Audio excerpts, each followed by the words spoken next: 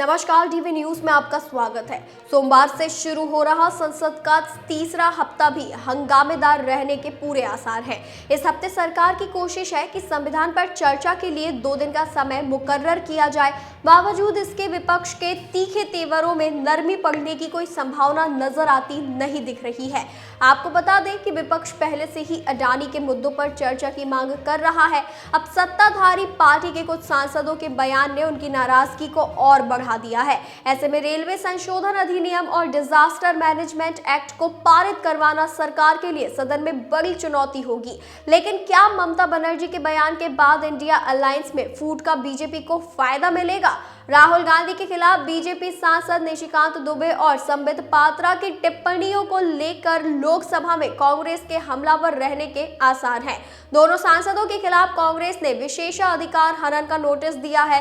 कांग्रेस ने India alliance के दलों की बैठक भी बुलाई है। इसमें आगे की रणनीति पर चर्चा होगी। उधर कांग्रेस ने भारत चीन संबंधों पर संसद में दिए गए बयान को लेकर सरकार पर निशाना साधा और चर्चा की मांग की। कांग्रेस महासचिव जयराम रमेश ने कहा कि भारत चीन संबंधों पर संसद में चर्चा रणनीतिक और आर्थिक नीति दोनों पर केंद्रित होनी चाहिए। इसीलिए क्योंकि चीन पर देश की निर्भरता आर्थिक रूप से बढ़ गई है। उसने हमारी सीमाओं पर यथास्थिति को एक तरफा बदलने की कोशिश की है। उन्होंने कहा कि विदेश मंत्री ने जो बयान दिया है वह दुर्भाग्यपूर्ण है। सांसदों को स्पष्टीकरण मांगने की अनुमति तक नहीं दी गई। सरकार की भी तैयारी पूरी है। सरकार चाहती है कि संविधान पर चर्चा के लिए 2 दिन का समय तय किया जाए। संसदीय कार्य मंत्री किरेन रिजिजू ने बीते दिनों बताया था कि लोकसभा में 13 और 14 दिसंबर को, जबकि राज्यसभा में 16 और 17 दिसंबर को संविधान पर चर्चा होगी। उन्होंने सभी दलों से साथ आने की अपील की थी,